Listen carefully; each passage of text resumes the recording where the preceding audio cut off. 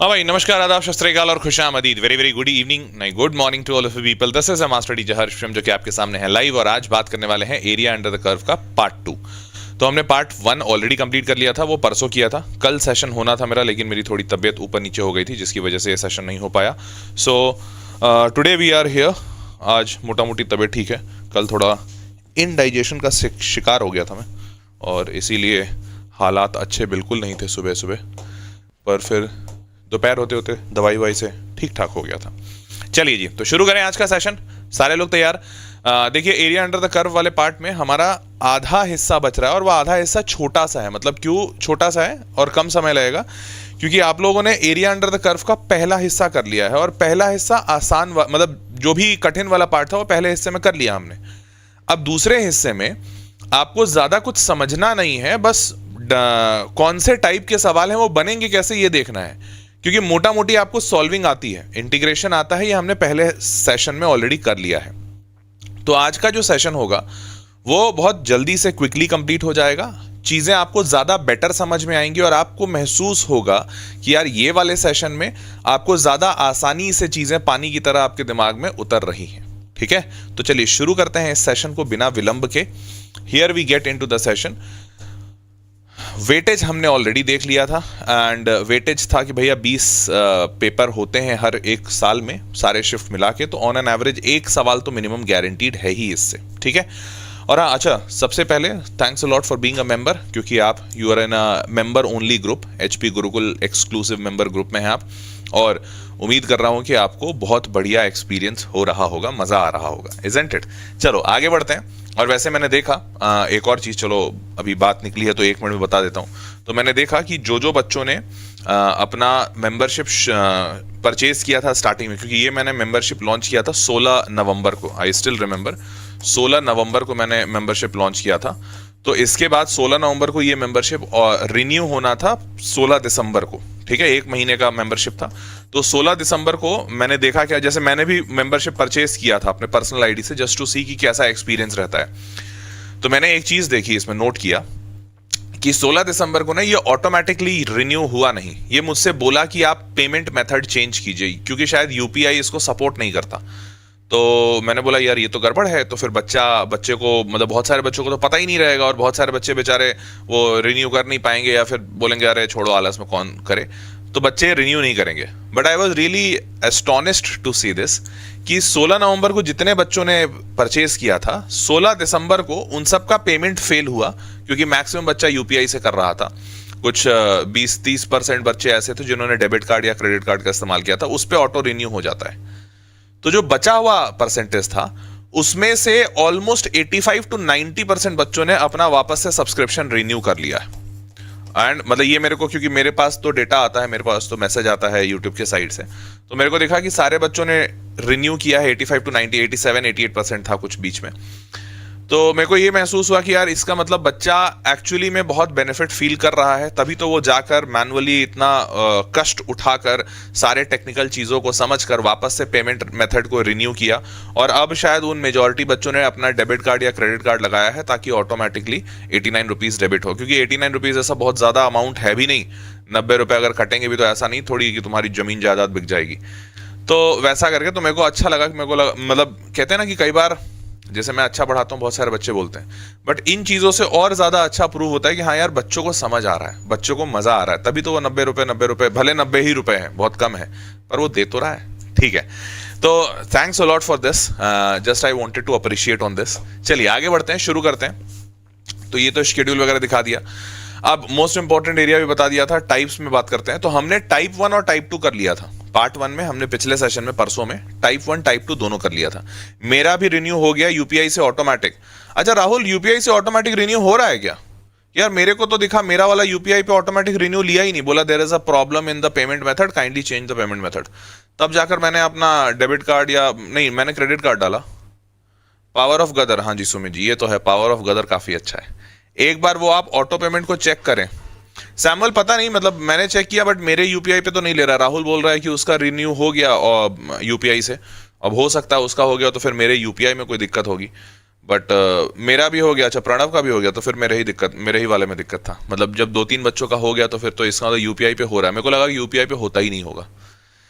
चलो खैर, एनीवेज आगे बढ़ते हैं। तो आज हम लोग टाइप 3 और टाइप 4 करेंगे। तो हमने दो सबसे इंपॉर्टेंट जो थे वो कर लिए हैं, पैराबोला और लाइन के बीच का एरिया और दो पैराबोला के बीच का एरिया। अब आज हम लोग करेंगे पैराबोला और सर्कल के बीच का एरिया, और उसके बाद कुछ मिसलेनियस टाइप के, जैसे जहां पर कई जगह एलिप्स और लाइन के बीच में एरिया पूछेगा, कई जगह एलिप्स और पैराबोला के बीच में एरिया पूछेगा।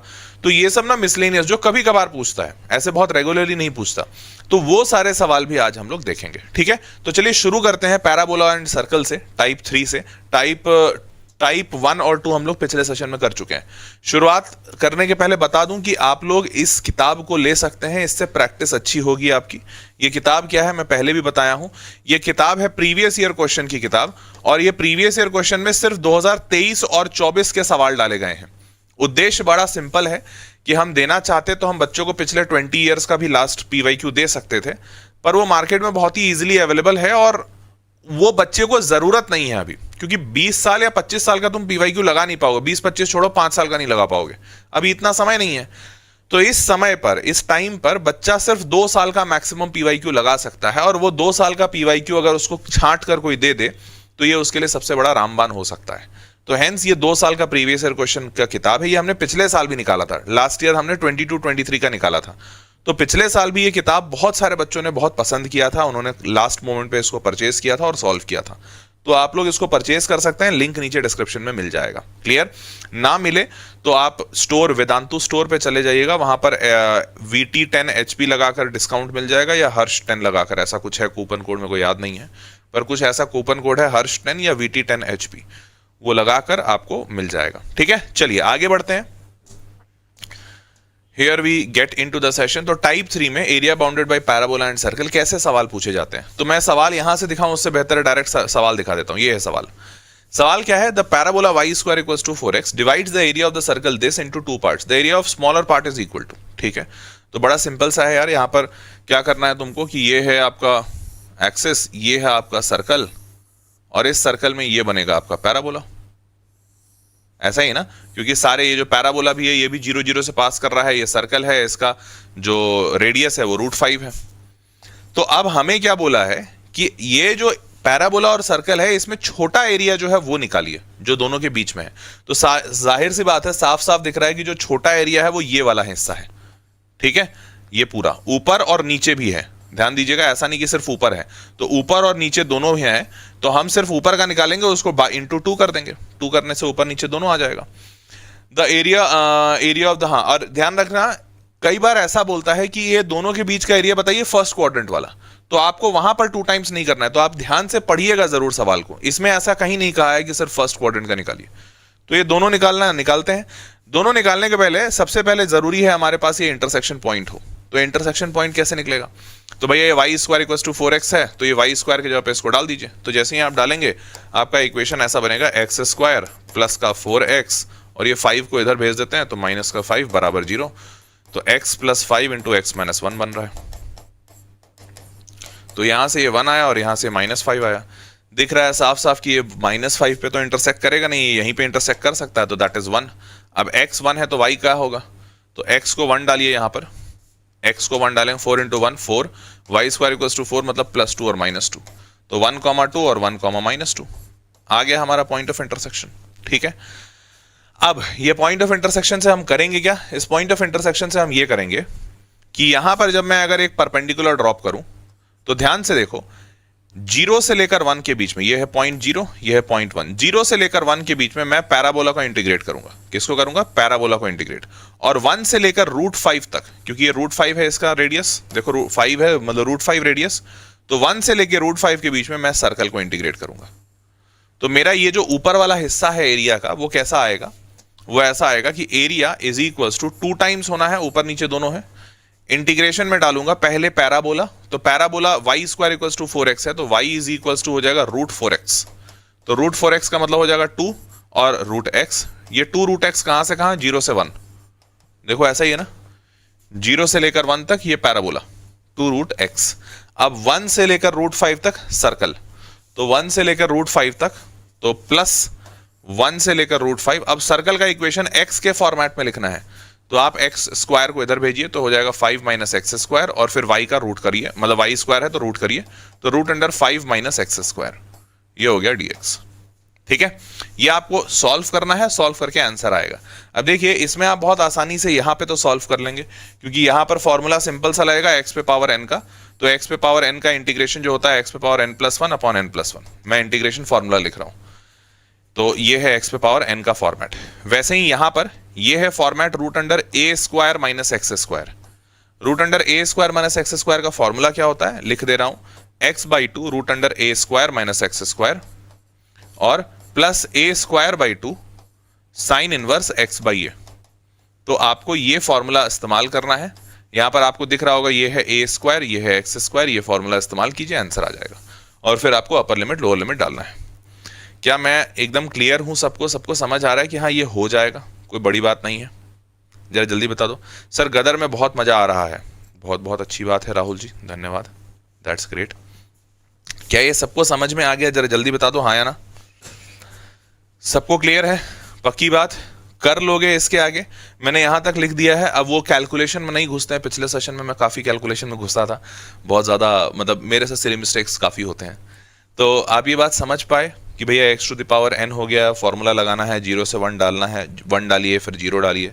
सिमिलरली इसका भी फॉर्मूला लिख दिया हूँ, तो सारे फॉर्मूले लिख दिए हैं, समझा दिया हूँ। एक बार घर पे प्रैक्टिस ज़रूर कीजिएगा, क्योंकि देखो मैं सिली मिस्टेक कर लूँ चलेगा, कोई इशू नहीं है, क्योंकि मेरे को मोटा मोटी आता है और मेरा काम पढ़ाने का है, तो मेरे को तरीका ही समझाना होता है। कैलकुलेशन में मेरे को ऐसे भी नहीं घुसना। पर आप अगर कैलकुलेशन में नहीं घुसेंगे या आपका भी कैलकुलेशन मेरी तरह सिली मिस्टेक वाला होगा, तो आपके लिए बहुत ज़्यादा कठिन हो जाएगा और फिर आपको बहुत हैवी प्राइस देना होगा। तो इसलिए आप ज़रूर प्रैक्टिस कीजिएगा। ठीक है, चलिए आगे बढ़ते हैं। अगला सवाल, तो देखो यहाँ पर मैं दिखा दे रहा हूँ तरीका, यही सेम तरीका है। 2√x 0 से 1, 1 से √5 माइनस एक्स स्क्वायर। इस फॉर्मूले से इन्होंने यहाँ पे लिखा है, मैंने कौन सा फॉर्मूला इस्तेमाल हुआ है वो लिख दिया। क्लियर? चलिए आगे बढ़ते हैं। अगला सवाल जेईई मेंस 2024 का है। क्या कहता है? The area of the region in the first quadrant inside the circle and outside the parabola. क्या बोला कि देखिए आपका यहां पर फिर से एक डायग्राम बनेगा। चलिए बनाते हैं। ये हो गया हमारा एक्स और वाई एक्सिस, ये हो गया हमारा सर्कल, इस सर्कल में हमारा बना एक पैराबोला। तो इसका कहना है कि आपको area of the region in the first quadrant inside the circle and outside the parabola, मतलब पैराबोला और सर्कल के बीच का नहीं, पैराबोला से बाहर और सर्कल के अंदर। तो आप समझ पा रहे हैं क्या कि पैराबोला से बाहर और सर्कल के अंदर यही वाला एरिया बनेगा, ये वाला एरिया, यही एरिया बनेगा। अब इस एरिया का आपको एरिया, मतलब इस रीजन का आपको एरिया निकालना है, और ये फर्स्ट क्वाड्रेंट बोला है यहाँ पे, तो ध्यान दीजिएगा नीचे वाला मत निकालिएगा, और यहाँ पे मल्टीप्लाई बाय 2 भी नहीं होगा। अब ये कहाँ कैसे इंटीग्रेट करेंगे? तो देखो बड़ा सिंपल है, ये इंटरसेक्शन पॉइंट निकालना है, और यहां से अगर एक परपेंडिकुलर ड्रॉप करोगे तो ये पहले इंटरसेक्शन निकाल लेते हैं, ज्यादा अच्छा समझ में आएगा। इंटरसेक्शन निकालने के लिए y² = 2x है, यहाँ पे 2x डाल दो, तो क्या हो जाएगा x² प्लस का 2x, और ये 8 को इधर भेज देते हैं तो माइनस का 8 बराबर का 0। इसको सॉल्व करते हैं, तो सॉल्व करेंगे तो ये हो जाएगा x प्लस का 4 इंटू x माइनस 2 बराबर का 0। तो यहां से आ जाएगा 2 और यहां से आ जाएगा -4। -4 तो हो नहीं सकता, 2 होगा, तो ये जो पॉइंट निकला ये 2 और 2 यहां डालो, 2 × 4 तो 2,2, और ये वाला पॉइंट हो जाएगा 2, -2। अब ध्यान से देखो, अगर ये 2,2 है मतलब ये वाला पॉइंट 2 है, तो आपको 0 से 2 में इंटीग्रेट करना है कौन सा वाला? पैराबोला, क्योंकि पैराबोला से ही ये बाउंडेड है। और 2 से लेकर यहां तक मतलब ये कौन सा, मतलब इसका रेडियस क्या है? तो इसका रेडियस है 8 √8 बोले तो 2√2 होता है। तो 2 से लेकर 2√2 के बीच में आपको सर्कल इंटीग्रेट करना है, और इस बार इंटीग्रेशन y एक्सिस पे हो रहा है, तो आपको पूरा का पूरा इक्वेशन y के फॉर्मेट में रखना है। तो अब हम लोग इसको लिखेंगे कैसे? तो हम लोग इसको ऐसे लिखेंगे, एरिया जो है हमारा वो होगा इंटीग्रेशन 0 से 2। 0 से 2 में हमारा पैराबोला इंटीग्रेट हो रहा है, और वो भी y के फॉर्मेट में। तो y² = 2x है, 2 को नीचे भेजिए तो बन जाएगा y²/2 इंटीग्रेशन y के अलोंग, प्लस इंटीग्रेशन 2 से लेके 2√2, और इसमें क्या इंटीग्रेट हो रहा है? सर्कल। तो सर्कल y के फॉर्मेट में, उसको उधर भेजिए, 8 - y², 8 - y² और x² है तो रूट कर देंगे, तो ये हमारा इंटीग्रेशन हो गया। दोबारा दिखा दे रहा हूं, 0 से 2 में हमने पैराबोला इंटीग्रेट किया, 2 से √2 में सर्कल इंटीग्रेट किया। 0 से 2 में पैराबोला वाला लाइन है, वो इंटीग्रेट हुआ y के अलोंग, और 2 से √2 में सर्कल वाला जो कर्व है, सर्कल कर्व वाई एक्सिस के साथ ये इंटीग्रेट हुआ। तो हमने ये सारा वैल्यू डाल दिया है। अब इसके आगे फॉर्मूला क्या लगेगा, फॉर्मूला लिख दे रहा हूं, यह आपका y raise to power n लगेगा, जो कि y raise to power n+1 upon n+1, और यहां पर आपका लगेगा ये जो फॉर्मूला लगेगा √a² माइनस y²। पिछले बार x² था, इस बार y², सेम चीज है। तो ये हो जाएगा y/2 √a² माइनस y² और प्लस का a²/2 साइन इनवर्स y/a। कर लेंगे क्या, बताइए जरा, हाँ या ना। और फिर आपको अपर लिमिट लोअर लिमिट डालना है, हो जाएगा, पक्की बात, यस और नो। जरा जल्दी बता दो भाई, फॉर्मूले मैंने सारे बता दिए हैं, क्लियर। चलिए सबसे पहले मैंने बताया सर, अच्छी बात है मोहित भाई, बहुत बढ़िया, ये सबको समझ में आया, क्लियर है। चलिए अगर सबको क्लियर है तो बढ़ते हैं आगे। तो आंसर y²/2 0 से 2, 2 से √2 8 माइनस y²। इसका फॉर्मूला जो इस्तेमाल हुआ वो मैंने लिख दिया। इस फॉर्मूले पे आप डाल के अपर लिमिट लोअर लिमिट डाल के सॉल्व करना है आपको, ठीक है। चलो भाई आगे बढ़ते हैं। अगला सवाल देखिए, अगला सवाल क्या कहता है। अगला सवाल कहता है कि let delta be the area of region this, then 1/2 times delta minus 21 sine inverse 2/√7 is equals to. काफी पेचीदा बनाने की कोशिश किया है, लेकिन हमें पता है जो सवाल जितना पेचीदा दिखता है उतना आसान होता है। तो ये क्या है, delta be the area of this region, कौन सा region, x² plus y² less than equal to 21।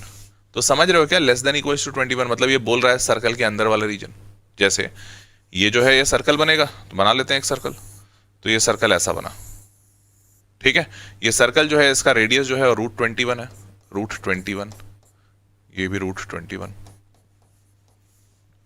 उसके बाद बोल रहा, अब अंदर वाला हिस्सा है बाहर वाला नहीं, ये कैसे पता किया। तो अंदर वाला एक पॉइंट उठा लो, 0 0 0 0 0 + 0 less than equals to 21। Satisfy कर रहा है, हाँ कर रहा है, इसका मतलब अंदर वाला रीजन है। फिर उसी प्रकार से y² less than equals to 4x, तो y² का जो डायग्राम बनेगा वो ऐसा बनेगा, ग्राफ। अब ये y² बन गया। y² बनने के बाद हमारे पास y² का अंदर वाला रीजन मतलब इस साइड वाला रीजन है या इस साइड वाला रीजन, नहीं पता मेरे को, तो मैं अपने मन से कोई पॉइंट उठा लेता हूं। यहाँ पे 1,0, तो 1,0 लिया, तो 1 is less than equals to 0, सही है क्या। नहीं भैया 1 नहीं, एक मिनट, 1,0 लिया था ना, सॉरी 1,0 का मतलब x 1 है y 0 है, तो ये 0 is less than equals to 4 × 1 4। तो हाँ सही बात है, 0 इज लेस देन 4, सही बात है, मतलब इधर वाला रीजन सेटिस्फाई कर रहा है। तो हमें पैराबोला का इधर वाला रीजन लेना है और सर्कल के अंदर वाला रीजन लेना है, ये बोल रहा है। और उसके बाद एक और कंडीशन डाला है, x is greater than equal to 1, मतलब यहां पर आप एक और लाइन बनाइए और वो लाइन होनी चाहिए x इक्वल्स टू 1 की, ऐसा। ये है 1,0 से पास कर रहा है, तो x इक्वल्स टू 1 की। तो बोल रहा है let delta be the area of the region this x greater, हाँ, तो इसका मतलब आपको एरिया जो लेना है वो ब्लू लाइन से लेकर इस ग्रीन तक, मतलब यहां से यहां तक लेना है। अब ध्यान से समझो, इसमें ज्यादा कुछ अंतर नहीं आया है। हम एरिया को 2 हिस्सों में बांटेंगे। 1 से शुरू करना ये पता है, 1 से शुरू करके ये यहां तक जाएगा, इंटरसेक्शन पॉइंट। तो ये पहला एरिया बनेगा, जो एरिया हमारा पैराबोला का अलोंग एक्स एक्सिस बनेगा, और दूसरा इस पॉइंट से लेकर आगे तक सर्कल का एरिया इंटीग्रेट करेंगे √21 तक। ऐसा ही करेंगे जो पहले कर रहे थे। तो सबसे पहले इन दोनों का इंटरसेक्शन पॉइंट निकाल लीजिए। इंटरसेक्शन पॉइंट निकालने के लिए पैराबोला का जो y² इक्वल्स टू 4x है उसको इसमें पुट कर दीजिए। तो आएगा क्या, x² प्लस का 4x, और वो 21 इधर ले आते हैं, -21 इक्वल्स टू 0। तो 7 × 21, तो x + 7 × x - 3, ऐसा ही आ रहा है क्या, इक्वल्स टू 0। यहाँ से 3 आया, यहाँ से -7 आया, -7 ले नहीं सकते हैं तो 3 ले लेंगे, ठीक है। तो 3 ले लेंगे, तो ये पॉइंट आया 3। अब 3 जैसे ही डालोगे यहाँ पे, 4 3 12, y² 12, तो √12 कितना होगा, 2√3, तो ये आ गया 2√3, तो ये आ गया 3 और ये -2√3, ठीक है क्या, समझ गए सारे। अब हमें नीचे ध्यान देना नहीं है, हम सिर्फ ऊपर वाला एरिया निकालेंगे और उसको 2 टाइम्स कर देंगे, बात बन जाएगी अपनी। तो अब ध्यान देते हैं कि हमारा डेल्टा कैसा लिखा जाएगा। तो हमें सबसे पहले क्या करना है, 1 से लेकर x को 1 से लेकर पैराबोला इंटीग्रेट करना है, कहां, 1 से लेकर 3 तक, और फिर 3 से √21 इंटीग्रेट करना है सर्कल, समझ गए। और सारे x के फॉर्मेट में होंगे क्योंकि हम x एक्सिस के अलोंग एरिया इंटीग्रेट कर रहे हैं, समझ गए सारे। तो चलिए करते हैं। तो हमारा एरिया जो होगा, जो हमारा डेल्टा दिया हुआ है, वो होगा 2 टाइम्स इंटीग्रेशन 1 से लेकर 3 कौन सा? पैराबोला। पैराबोला है y स्क्वायर 4x, तो मतलब 2√x आ जाएगा। ये इंटीग्रेशन हो गया, प्लस फिर हो गया 3 से लेकर √21 तक का इंटीग्रेशन। किसका? सर्कल का। सर्कल का क्या है? x स्क्वायर y स्क्वायर, तो इसको उधर भेजे। 21 माइनस एक्स स्क्वायर रूट के अंदर, x के अलोंग। ये हमारा पूरा बड़ा ब्रैकेट में चला गया, ये हमारा आ गया डेल्टा। क्लियर है? तो आपको ये डेल्टा मिल जाएगा। डेल्टा जैसे ही मिला तो डेल्टा में आपको -21। अब ध्यान दीजिएगा, ये हो सकता है देखने में आपको लगे सर ये तो कैसे करेंगे -19, पता नहीं। तो आप देखिएगा कि आप जब इसको सॉल्व करेंगे ना तो एक टर्म आ जाएगा -21 साइन इनवर्स 2/√7 आएगा यहाँ पर। और क्यों आएगा? क्योंकि उसका जो फॉर्मूला है, फॉर्मूला भी उसका वैसा ही है। आपको पता ही होगा ये फॉर्मेट क्या है, √a² माइनस एक्स स्क्वायर। और a² माइनस एक्स स्क्वायर का फॉर्मेट क्या होता है? x/2 formula, √a² minus x square और प्लस का a²/2 साइन इनवर्स x/a। याद आ रहा है? ऐसा ही होता है ना। तो a²/2 में a क्या है यहाँ पे? 21। तो 21 मतलब a21 इक्वल्स टू a² है, तो 21/2 तो आ ही रहा है, वही 21 यहाँ लिखा भी है। तो आपको दिखेगा कि ये कुछ ऐसा, यहाँ पे ये प्लस आया, इसको उठाकर इधर ले आओगे तो डेल्टा -21 साइन इनवर्स 2/√7 आ जाएगा। तो सॉल्व करके देखिएगा, इसके आगे कठिन नहीं है, बस इतना ही है। ये फॉर्मूला भी मैंने लिख दिया, इस फॉर्मूले पे लगाइए, अपर लिमिट लोअर लिमिट डालिए, सॉल्व हो जाएगा। क्लियर है? बोलो भाई। और इसमें क्या लगेगा? x पे पावर n, जिसका फॉर्मूला x पे पावर n+1 अपॉन n+1। अच्छा, तुम एक बात फील कर पा रहे हो क्या? कितने प्रेडिक्टेबल क्वेश्चंस आ रहे हैं बार बार। देखो पिछले अभी 4 सवाल तो मैंने सॉल्व करा दिया। कौन कौन से? अच्छा, तीसरा सवाल है, 3 सवाल सॉल्व करा दिया। तुम्हें ये दिखा क्या कि तीनों सवाल में हर बार एक ही फॉर्मूला इस्तेमाल हो रहा है, x/2 √a² minus x square plus a²/2 sine inverse x/a। यही सेम फॉर्मूला और इधर x पे पावर n इस्तेमाल हो रहा है, चाहे y के अलोंग इंटीग्रेट करें चाहे x के अलोंग इंटीग्रेट करें। और ये 2023 का सवाल है, पिछले इसके पहले 24 दिखाया था, उसके पहले भी 24 दिखाया था। तो कितने प्रेडिक्टेबल सवाल आ रहे हैं, हर बार वैल्यूज चेंज कर रहा है बट वही same formula √a² minus x square √a² minus x square √a² minus x square, है ना। तो अब सवालों को जब तुम इस नजरिए से देख रहे हो तो महसूस हो रहा होगा कि सर ये तो फिर बहुत आसान है, बस वैल्यूज ही चेंज हो रही हैं, बाकी तो सब कुछ सेम है, फॉर्मूला सेम है, सवाल टाइप सेम है, कैसे निकालना है वो चमक ही रहा है, ग्राफ कैसा है वो पता ही है, वो ग्राफ देखना है, सवाल सॉल्व करना है ना। मजा आ रहा है? चलो आगे बढ़ते हैं।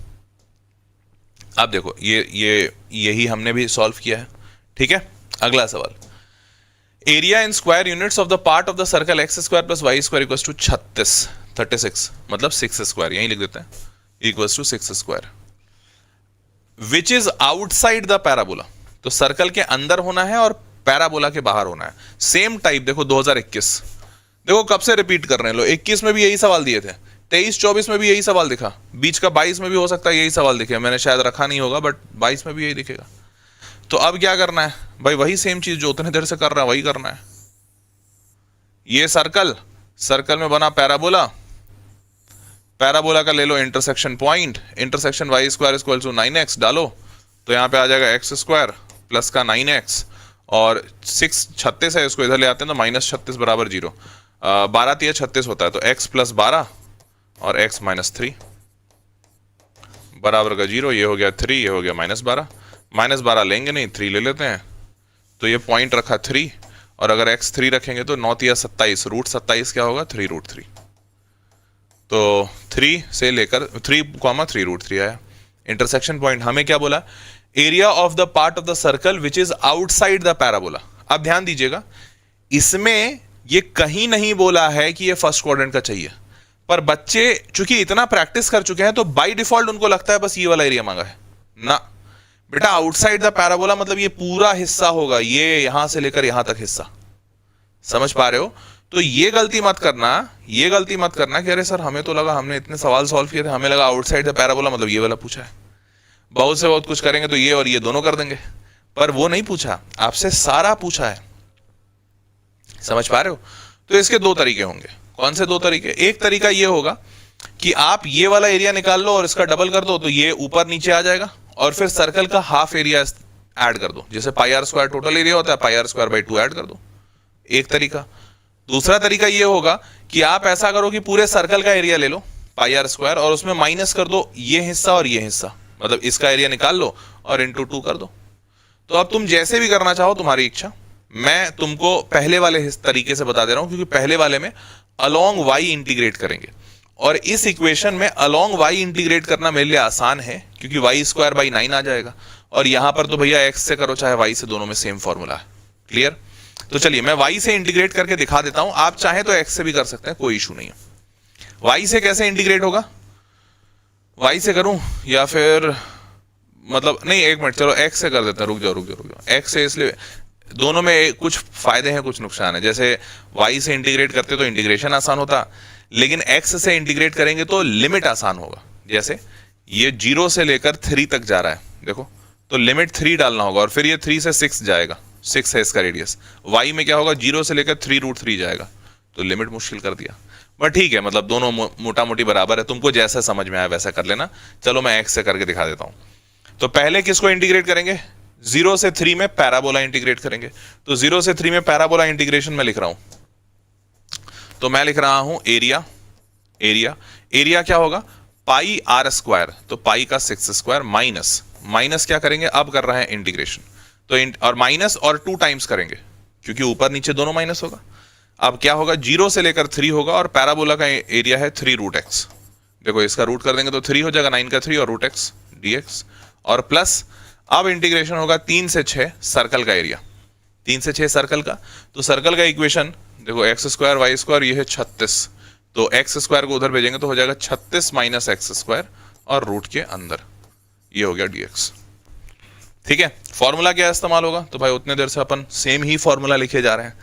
यहां पे फॉर्मूला इस्तेमाल होगा x पे पावर n वाला, जो होता है x पे पावर n+1 बटा n+1। यहां पे फॉर्मूला इस्तेमाल होगा √a² माइनस एक्स स्क्वायर, जो कि होता है x/2 √a² minus x square, और प्लस का a²/2 साइन इनवर्स x/a। सही है क्या? सही है? क्लियर? कितना सिंपल था, बस कुछ नहीं करना, वैल्यूज डाल दो, पाई इंटू 6 स्क्वायर 36, पाई में से आपको ये माइनस करना है, आंसर आ जाएगा। बल्ले बल्ले। क्लियर है सबको? बताओ हाँ या ना। सबको क्लियर है? पक्की बात, बढ़े आगे।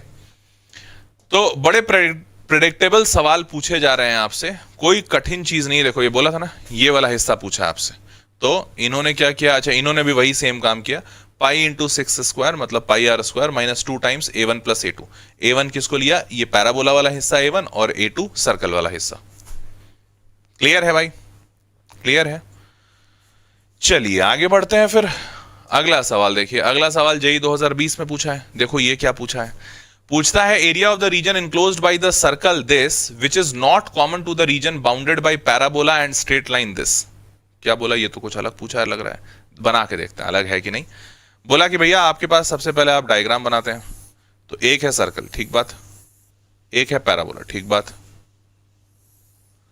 बोला और ये सर्कल और पैराबोला के बाद एक स्ट्रेट लाइन भी है। अब लेकिन मेरे को पता नहीं वो स्ट्रेट लाइन कहां से पास करेगा, हो सकता है इन दोनों पॉइंट से पास कर जाए, हो सकता है यहां से पास करे, निकालना पड़ेगा। तो पहले ये पॉइंट निकाल लो। तो ये पॉइंट अगर मैं निकालूंगा तो उसके लिए मेरे को जरूरत पड़ेगा कि y square equal to x, यहां पे वैल्यू डाल दूं, तो एक्स स्क्वायर है प्लस का एक्स हो जाएगा, और वो 2 इधर ले आते हैं तो -2 इक्वल टू 0। सॉल्व किया तो x plus 2 into x minus 1 आ रहा है, बराबर का 0, तो यहां से इसकी वैल्यू 1, ये तो नेग्लेक्ट कर देंगे। ठीक है, तो यहां पे वैल्यू आया 1, x का 1 डालेंगे, वाई स्क्वायर इक्वल टू 1, तो प्लस माइनस 1, तो मतलब ये भी 1 आ रहा है, तो ये भी 1, -1 आएगा। अब 1, 1 है, बताओ y इक्वल टू एक्स इस पॉइंट से पास करेगा क्या? तो देख लेते हैं क्या 1, 1 सेटिस्फाई कर रहा है, हाँ कर रहा है, तो इसका मतलब ये वहां से पास करेगा, हाँ करेगा। तो भाई इसका मतलब ये लाइन यहां से पास कर रहा है, तो अब इस लाइन को ऐसा पास करा देते हैं, ये ऐसा, तो ये y इक्वल टू एक्स हो गया। अब देखते हैं, सवाल वापस से पढ़ते हैं, क्या बोला, the area of the region enclosed by the circle which is not common to the region bounded by this and this. इन दोनों के बीच में जो रीजन है, तो इन दोनों के बीच में जो रीजन है वो कौन सा रीजन है, वो रीजन ये वाला है, ये वाला। तो बोल रहा है एरिया ऑफ सर्कल बताइए जिसमें ये हिस्सा नहीं होना चाहिए, नॉट कॉमन। तो ये हिस्सा नहीं होना चाहिए, तो तुमको नहीं लग रहा है ये तो बहुत ही आसान है, पूरे सर्कल का एरिया लो और उसमें माइनस कर दो ये बीच वाला। और क्या बीच वाला एरिया निकालना नहीं आता तुमको? अरे भाई बहुत आता है, इतना हम लोग टाइप 1 में यही पढ़े ही है, area between parabola and line. ये तो इतने देर से पढ़ रहे हैं, तो कैसे निकालोगे बीच वाला एरिया? सिंपल, 0 से लेकर 1 तक में इंटीग्रेट करो पैराबोला को और माइनस कर दो लाइन।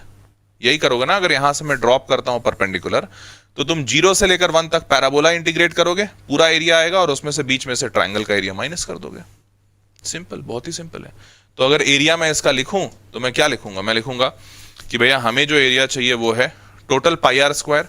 तो पाई आर स्क्वायर हमारे पास 2 है, रेडियस स्क्वायर 2 है, तो पाई इंटू 2 और माइनस इंटीग्रेशन में क्या करेंगे? इंटीग्रेशन में करेंगे 0 से लेकर 1, 0 से लेकर 1 और पैराबोला का एरिया x के अलोंग। तो पैराबोला का एरिया x के अलोंग रूट एक्स बनेगा, y equals to root x, और माइनस करेंगे y इक्वल्स टू एक्स वाला लाइन का एरिया 0 से 1 में।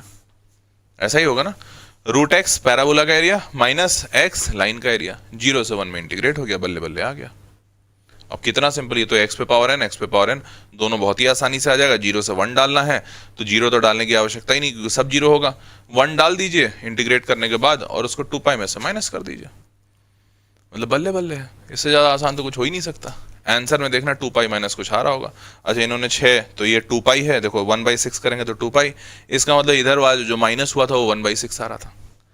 ये आंसर जो निकला उसके हिसाब से ये 2 पाई माइनस 1/6, मतलब जो माइनस हुआ है वो 1/6 है। सिंपल था, मजा आया? जरा जल्दी बताओ, सबको समझ आया, मजा आया? यस और नो? बड़ा simple, area of circle minus integration 0 से 1 root x minus x, same चीज। क्लियर? हाँ, आगे बढ़ते हैं, आगे बढ़ते हैं। ओम पूछ रहा है अरे फिर से मेंबरशिप कौन ले लिया? बेटा सारे लोग फिर से मेंबरशिप ले रहे हैं ओम भाई। हमको लग रहा है ओम दोबारा मेंबरशिप नहीं लेना चाह रहा। कोई बात नहीं ओम, तुम मैं तो कहता हूँ अभी छोड़ना चाह रहे हो छोड़ सकते हो, कोई इशू नहीं है। बाकी बच्चे कम बच्चों के बीच में रहकर पढ़ना ज़्यादा पसंद करेंगे, क्योंकि इन जो बच्चे पढ़ रहे हैं उनको भी तो फील हो रहा है ना कि यार कम ही हो जाए, थोड़ा कंपटीशन ज़्यादा अच्छा है। मास्टर पढ़ा रहा है, सबको पता चल जाएगा तो सबको समझ में आ जाएगा एग्जाम में क्वेश्चन कौन सा आने वाला है। तो थोड़ा बच्चा कम ही हो जाए, वही ज़्यादा अच्छा है ना? बाकी लोग को लग रहा है ना? ये ज़रा बताना चैट बॉक्स में कि क्या ये बाकी सबको फील हो रहा है। तो इसलिए ओम, अगर तुम एक बार बोलोगे ना कि यार मेंबरशिप नहीं लेने का मन है, बाकी सारे बच्चे तुमको मोटिवेट कर देंगे, अरे हाँ यार बहुत घटिया पढ़ा रहे हैं सर, मत ही लो मेंबरशिप, तो बेकार ही है वो, तो मैं भी लेके फंस गया हूँ। और चुपके से वो दोबारा मेंबरशिप वो ले लेंगे और तुमको तो छुड़वा ही देंगे। तो ऐसी बातें अगर पब्लिकली बोलोगे तो people will appreciate it, people will say कि हाँ हाँ छोड़ दे भाई, बेकार है, बहुत ही बेकार पढ़ा रहे हैं सर। चलिए आगे बढ़ते हैं, अगला सवाल देखते हैं। अगला देखो जसलीन बोल रही है सर मैं तो यही करूंगी। सही बात है सर, देखो प्रथमेश भी बोल रहा है। आगे बढ़ते हैं। The area in square units of the region enclosed by the ellipse x square plus 3y square equals to 18। अच्छा ये लगता है मिसलेनियस में आ गया क्या अपन? हाँ टाइप 4 आ गया ना, टाइप 4 आ गया। तो अब ये area between any two curves, तो area between any two curves में ऐसा ही है, जैसे मान लो ये है एलिप्स का, तो अब एलिप्स का पूछ दिया area enclosed by this first quadrant below the line, तो एलिप्स और लाइन के बीच में पूछा। यहाँ पे एरिया इनक्लोज्ड, अब देखो यहाँ पर बोला maximum of sine x cos x, ये कोई ग्राफ मतलब आपको बनाना पड़ेगा, ये कोई एग्जिस्टिंग ग्राफ नहीं है। तो अब इस टाइप के मिसलेनियस सवाल भी आपसे पूछे जा सकते हैं, ठीक है? चलो आगे बढ़ते हैं। नहीं बोल रहा है हाँ सर कंपटीशन कम हो जाएगा, बिल्कुल मेरे को पता है ना, तुम लोगों का माइंडसेट थॉट प्रोसेस पता है, इसलिए मैं जानता हूँ कि ज्यादा अच्छा माल दे देता हूँ मैं कभी कभी, तो बहुत सारा बच्चा उसको दबाने की कोशिश करता है, बोलता है अरे सर किसी को नहीं पता चलना चाहिए। और इसीलिए ना मैं जब कोई ऐसा वीडियो लाता हूँ ना जिसमें कोई बहुत ही घातक इन्फॉर्मेशन है, मैं कभी बोलता ही नहीं हूँ कि बेटा ये वीडियो दूसरों दोस्तों के साथ शेयर करो, क्योंकि मेरे को पता है मैं चाहे जितना बोलूँ ये बच्चा किसी के साथ शेयर नहीं करेगा। वो अगर उसको मिल गया बहुत ही तगड़ा कंटेंट है वो शेयर ही नहीं करेगा किसी के साथ। इको काहेगा, इको साउंड इको हो रहा है। अच्छा एक मिनट रुको, चेक चेक चेक, पहले बताना था ना भाई। अबे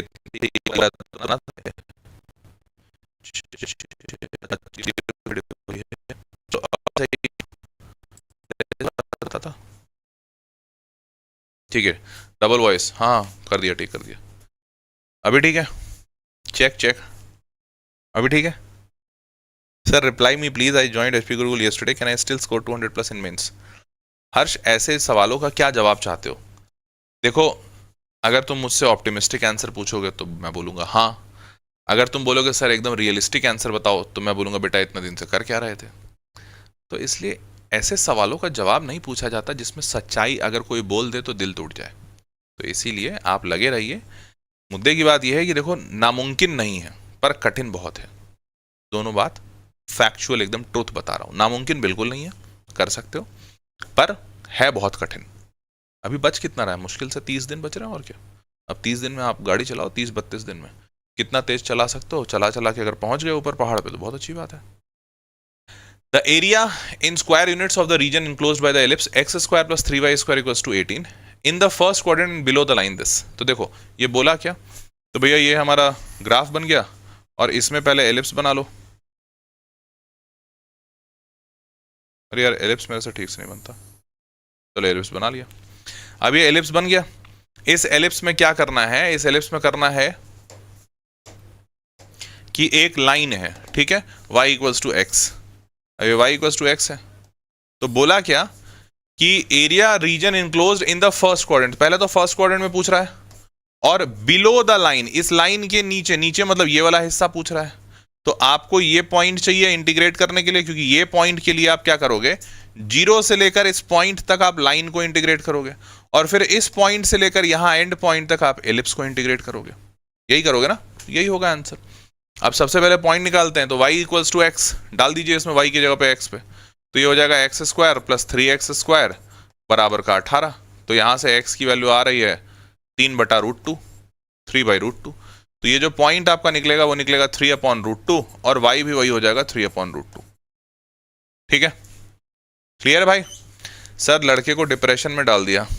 अरे तो अब ऐसे सवाल पूछने नहीं चाहिए ना, मैं क्या बोलूं। देखो बतौर मास्टर मुझे किसी को डिमोटिवेट नहीं करना चाहिए, लेकिन बतौर मास्टर मैं किसी को असत्य भी तो नहीं बोल सकता। मतलब अब दुकान चलाने वाली बात होती तो अलग बात होती, मैं बोलता अरे हाँ बेटा निकल जाएगा, अरे 10 दिन में निकलता है लोगों का। अरे तो क्या बात कर रहा है बेटा, 10 दिन में मैंने देखा है बच्चों को जो ही निकालते। अब लेकिन वो दुकान चलाने वाली बात नहीं है। अब इतने सालों से जब पढ़ा रहा हूं तो ईमानदारी ही एक चीज है जो यहां तक पहुंचाई है। तो अब बोलना पड़ेगा ना यार कि अब 30 दिन बच रहा है। अब 30 दिन में बोला, 30 दिन पहले HP गुरुकुल ज्वाइन किया हूं, अब क्या हो जाएगा मेरा, होने के लिए तो हो ही सकता है, पर तो बहुत जान लगेगी। चलो खैर आगे बढ़ते हैं। तो अब आपको 0 से लेकर 3/√2 तक लाइन को इंटीग्रेट करना है, और 3/√2 से यहां तक, तो ये आखिरी वाला पॉइंट क्या होगा, तो आप इसके एलिप्स के एंड पॉइंट्स कैसे निकालते हैं, तो ये 18 से डिवाइड कीजिए दोनों साइड, तो होगा x² 18 प्लस यहां से नीचे करेंगे तो y² 6 बराबर 1। तो राइट हैंड साइड हमेशा 1 होना चाहिए। तो राइट हैंड साइड में मैंने 18 से डिवाइड दोनों साइड कर दिया, तो x² के नीचे क्या आया 18। तो अब ये वाली जो वैल्यू आई इसी का रूट होता है एंड पॉइंट, तो रूट 18 होगा एंड पॉइंट। रूट 18 बोले तो रूट 18 होता है 3√2, तो 3√2, 0, तो ये एंड पॉइंट आ गया। तो अब आप कहां से कहां इंटीग्रेट होगा, अगर आपको नीचे का एरिया निकालना है, अगर आपको ये वाला एरिया निकालना है, तो आप 0 से लेकर 3/√2 इंटीग्रेट करेंगे लाइन को, तो मैं लिख दे रहा हूं एरिया 0 से इंटीग्रेशन होगा 3/√2 तक, कौन सा line, y equals to x dx, plus 3/√2 से लेकर 3√2 तक इंटीग्रेट होगा आपका एलिप्स। तो एलिप्स जो होगा वो भी x के फॉर्मेट में करना है, तो x² को उधर भेजिए, तो हो गया 18 माइनस x², फिर ये जो 3 है वो नीचे आएगा, तो नीचे 3, और फिर पूरा रूट के अंदर। अब आपको देखकर हो सकता है ये लगे ये तो सर कठिन है, ये कठिन नहीं है। सबसे पहले √3 बाहर आ जाएगा, तो √3 जैसे ही बाहर आप निकालेंगे आपको देखेगा कि ये फॉर्मेट वही सेम फॉर्मेट है, √a² माइनस x²। अब √a² माइनस x² में ये लिखेंगे x/2, √a² minus x² plus का a²/2, और यहां पर साइन इनवर्स x/a। ठीक है, आया ना, सबको समझ में आया, क्लियर। हाँ जी, तो अब बस आपको ये फॉर्मूला लगाना है, लगाने के बाद वैल्यूज पुट कीजिए, आंसर सटासट आएगा निकल कर। और यहां पर तो x पे पावर n, तो ये x² 2 हो जाएगा, तो बहुत ही सिंपल है। कर लोगे, बोलो हाँ या ना, जल्दी बताओ, सबको ही कर लोगे। x² इक्वल्स टू 9/2, हाँ x² 9/2 है ना, तो मैं भी तो वही किया 3/√2। ठीक है, बढ़े आगे। चलिए जी, अगर सबको समझ में आ रहा है तो बल्ले बल्ले है। x dx 0 से 3√2 नहीं 3/√2 है, बाई मिस्टेक लिखा हुआ है। 3/√2 से 3√2, 18 माइनस x²/3। क्लियर। टाइम की प्रीमियम मेंबरशिप लेनी पड़ेगी, सही बात बोला। टाइम की प्रीमियम मेंबरशिप होती ना, तो मैं सच बता रहा हूँ इतना महंगा होता वो, इतने सारे लोग टाइम खरीद रहे होते, क्या बताऊं। चलो खैर एनीवेज आगे बढ़ते हैं। एक्स बोल रहे हैं, जेई मेंस 2023 का सवाल है। Area of the region enclosed by the curve maximum of sine x comma cos x, कहां से कहां, माइनस पाई से पाई के बीच में। अब देखो इसका graph and the x axis, इसका ग्राफ एक्चुअली में किसी ने बनाया नहीं है और किसी ने पढ़ाया नहीं है। ये ग्राफ आपको वहीं ऑन द स्पॉट एग्जामिनेशन में सोचना पड़ेगा। अब आप कैसे सोचिएगा, ध्यान से देखिए। तो इसमें आप सबसे पहले कीजिए कि आप ना ऐसा कीजिए कि ग्राफ बनाइए। तो मैं बना रहा हूं साइन एक्स का ग्राफ और इधर बना देता हूं, ठीक है, ये बना दिया साइन एक्स का ग्राफ, ठीक है। -2 से 2 बनाया हूं। अब ठीक इसी प्रकार से मैं बना देता हूं कॉस एक्स का भी ग्राफ। साइन एक्स और कॉस एक्स बोला गया, तो कॉस एक्स का ग्राफ यहां से शुरू होकर ये बन गया 2 तक,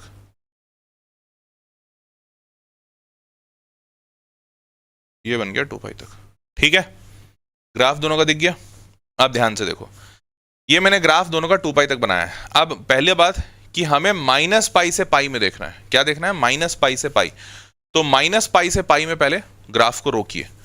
तो आपको दिख रहा होगा 0 से पाई, ये वाला लाइन होता है पाई का, सॉरी, ये लाइन होता है पाई का। अबे इतना टेढ़ा काहे बना दिया बे, थोड़ा सुंदर बनो यार।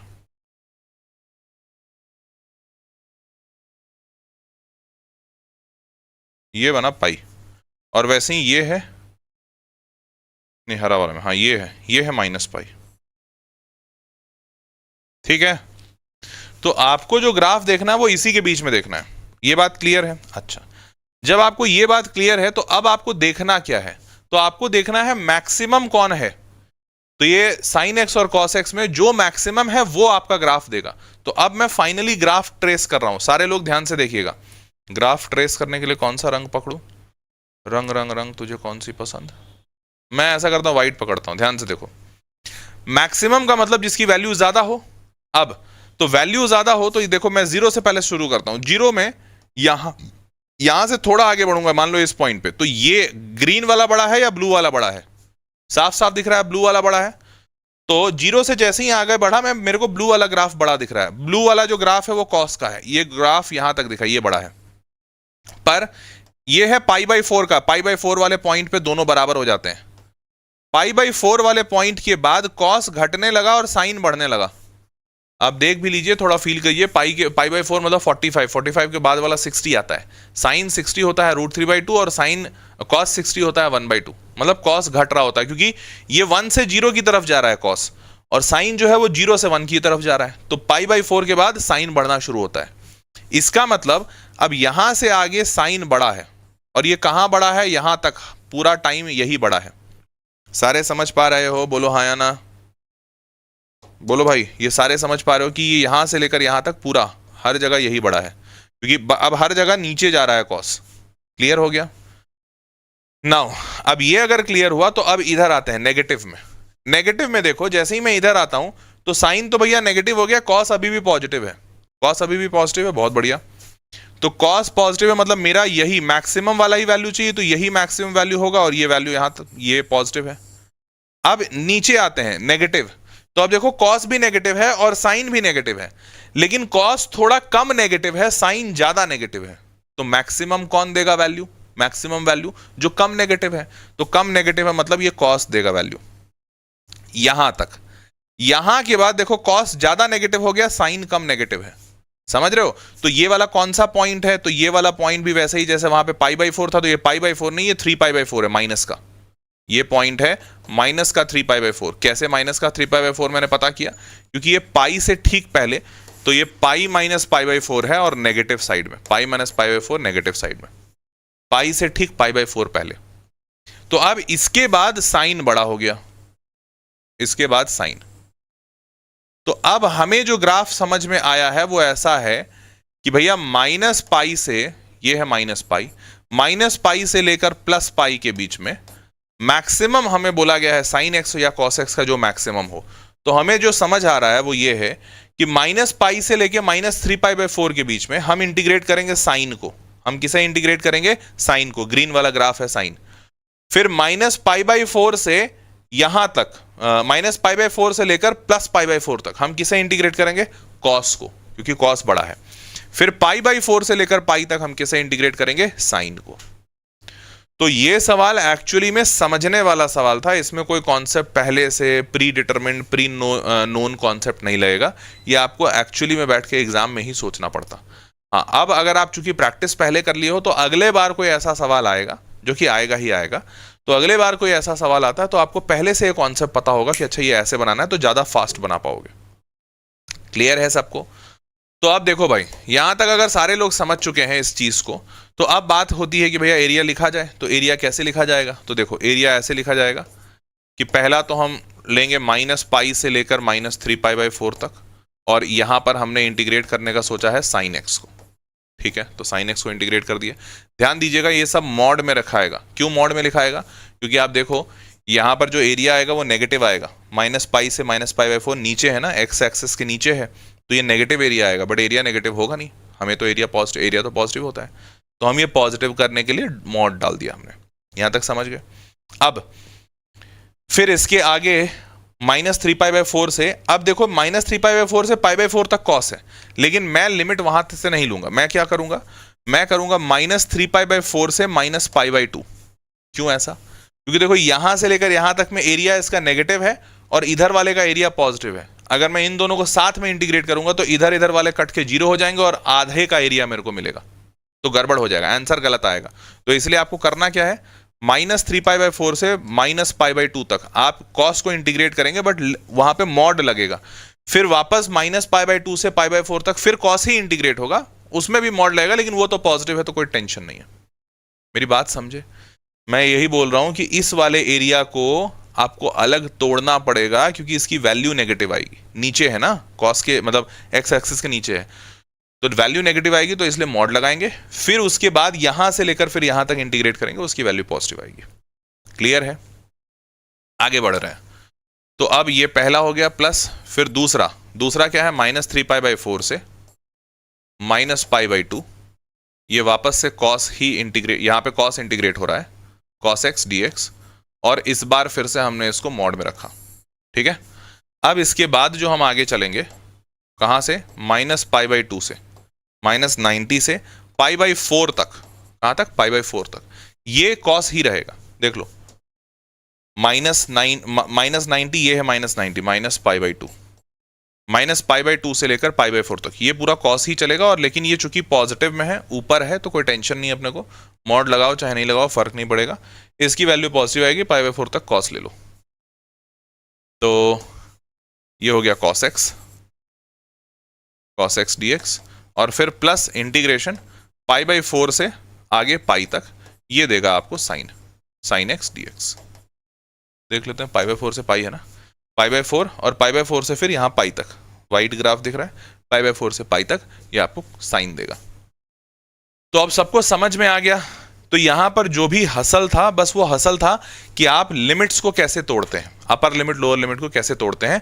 बाकी तो सवाल बिल्कुल ही कठिन नहीं है, क्योंकि इंटीग्रेशन तो बहुत ही आसान है, साइन का इंटीग्रेशन कॉस साइन, तो सब जानते हैं। यहां पे जो भी हसल था, बस वो ये हसल था कि आप पहले ग्राफ बना लो और ग्राफ के बाद आप लिमिट समझ लो। इनफैक्ट ग्राफ बनाना ही इसलिए था कि लिमिट समझ में आ जाए। सबको क्लियर हुआ? समझ में आ गया? अब इसके आगे तो इंटीग्रेशन कर ही लेगा सब कोई। साइन एक्स का integration minus cos x, cos का साइन एक्स कर लोगे? सर ग्राफ पे भी एक क्लास लीजिए, सारे ग्राफ कवर हो जाएं, डोमेन रेंज में बहुत यूज होते हैं। मोहित कुमार मौर्य, कोशिश करते हैं मौर्य साहब, पहले तो अभी यहाँ का सिलेबस कंप्लीट करें, यहीं के सिलेबस में जान निकल रही है, आगे पीछे इतना हो रहा है। चलो आगे बढ़ते हैं, लेट्स मूव ऑन। यहां तक समझ गए तो ये देखो, इन्होंने भी वही बनाया है, इन्होंने भी ग्राफ ऐसे ही लिया, यहाँ फिर उसके बाद यहाँ। ठीक है, तो ये यहाँ से यहाँ तक के लिए आपको एक बार तोड़ना होगा, ये और ये दोनों नेगेटिव है तो मॉड लगा, फिर यहाँ से आगे ये सारा पॉजिटिव, फिर ये भी पॉजिटिव। ठीक है, चलो आगे बढ़ते हैं। The area bounded by the curves. अब अगेन देखो, ये भी थोड़ा अलग टाइप का है। क्यों? क्योंकि इसका कोई पढ़ा हुआ या पहले से प्री नोन प्री डिटरमिन्ड नहीं है। अब यहाँ पर क्या है? मॉड है, तो मॉड तो हम जानते हैं, मॉड एक्स आता तो बना देते, मॉड ऑफ एक्स माइनस 1 आता तो भी बना देते, लेकिन ये mod of x minus 1 plus mod of x minus 2 है, ये दो अलग अलग मॉड दिए हुए हैं। तो अब आपको ना इसके लिमिट्स अलग से निकालने पड़ेंगे। लिमिट्स मतलब देखो मॉड्यूलस अपना हमेशा नेचर चेंज कब करता है, जब वो प्लस से माइनस में जाता है, मतलब ब्रेक पॉइंट पे। तो ब्रेक पॉइंट पे जैसे यहां का ब्रेक पॉइंट है 1, 1 के बाद ये अलग बिहेव करेगा, 1 के पहले अलग बिहेव करेगा, है ना, क्योंकि 1 पे 0 हो रहा है, तो जहां जहां 0 होता है मॉड, वहां पे उसका ब्रेक पॉइंट होता है। तो वैसे ही यहां पर ब्रेक पॉइंट है 2। तो हमारे को 3 रीजन निकालने होंगे। 3 रीजन बोले तो हमें एक रीजन निकालना होगा x 1 से छोटा। तो अगर 1 से छोटा है मतलब ये भी नेगेटिव होगा, ये भी नेगेटिव होगा, ऐसा ही ना। तो अगर 1 से छोटा है इसका मतलब y जो आपका आएगा, मैं इधर लिख दे रहा हूं, आप ऐसा समझो कि अगर आपने लिया पहला x लेस देन 1, 1 से छोटा, तो 1 से छोटा में y जो आपका आएगा इस पे भी माइनस लगेगा, minus of x minus 1, mod हटाएंगे तो माइनस के साथ टूटेगा, और इस पे भी माइनस लगेगा, minus of x minus 2, solve करेंगे तो माइनस x माइनस 2x, और ये 1 और 2 3, तो हो गया 3 माइनस 2x। फिर आपका एक दूसरा रीजन आएगा जहां पे 2 से 1 के बीच में होगा x। तो x 2 से 1 के बीच में मतलब ये पॉजिटिव होगा और ये नेगेटिव होगा, ऐसा ही। तो 2 से 1 के बीच में लिखते हैं भाई, तो y इज इक्वल्स टू 2 से 1 में ये पॉजिटिव, तो x माइनस 1 पॉजिटिव और ये negative, minus of x minus 2। तो x और x कटा, ये minus of minus 2 plus 2, 2 minus 1 1, तो आंसर 1 आ गया। मतलब y इक्वल्स टू 1 एक कांस्टेंट लाइन जाएगा 1 से 2 के बीच में। और फिर आप ले लीजिए x लेस देन, नहीं, x ग्रेटर देन 2, 2 से बड़ा। अब 2 से बड़ा में ये भी पॉजिटिव, ये भी पॉजिटिव, तो जब दोनों पॉजिटिव होगा तो दिस एम्प्लॉइज y बराबर x minus 1 plus x minus 2, तो इसका मतलब 2x माइनस 3। तो ऊपर वाले का ये 3 माइनस 2x का सीधा नेगेटिव आ गया, ठीक है। तो अब आपको समझ में आया होगा कि आपके 3 हिस्से के ग्राफ बनेंगे। एक ग्राफ बनेगा x 1 से छोटा में 3 माइनस 2x का, 1 से 2 के बीच में एक ग्राफ बनेगा y इक्वल्स टू 1 का, और 2 से बड़े में एक ग्राफ बनेगा लाइन 2x माइनस 3 का। तो आपको ये 3 हिस्सा बनाना है। तो चलिए बना के देखते हैं कैसा ग्राफ दिखता है। तो अगर मैं ध्यान से लिखूं तो देखो ये मान लेते हैं 1, ये मान लेते हैं 2, और ये मतलब 2 ही, इतना ही तो जरूरत है। अब देखो भाई यहां पर 1 पे 1 से छोटे में क्या था याद करो, 3 माइनस 2x था, 3 माइनस 2x। तो y equals to 3 minus 2x, तो एक तो दिख रहा है नेगेटिव स्लोप, और y एक्सेस पे 3 से कट करेगा, तो y एक्सेस पे 3 से कट किया, ये ऐसा नेगेटिव स्लोप, ये ऐसा बनेगा, ये इधर ऐसा, ठीक है, रफ लाइन बनाया।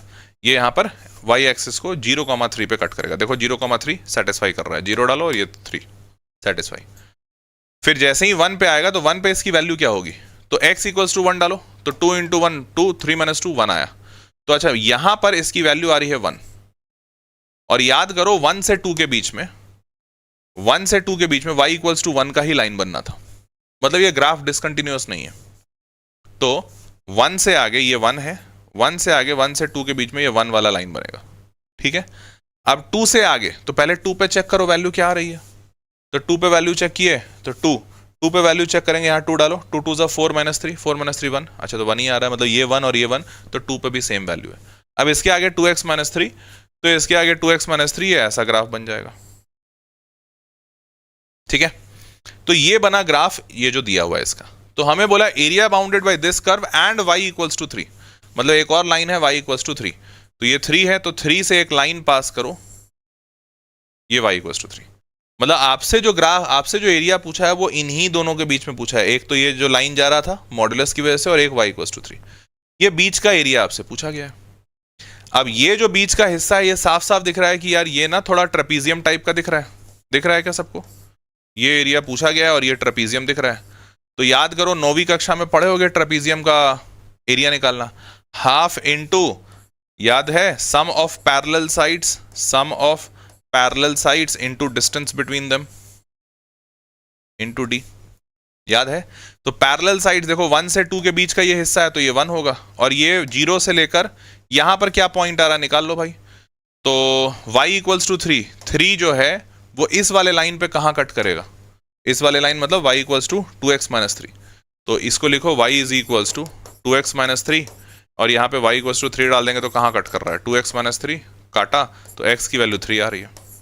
तो अच्छा x की वैल्यू 3 आ रही है, इसका मतलब ये 0.3 है। तो ये 1 हो गया एक पैरेलल साइड, दूसरा पैरेलल साइड 0 से लेकर 3, मतलब ये 3 हो गया।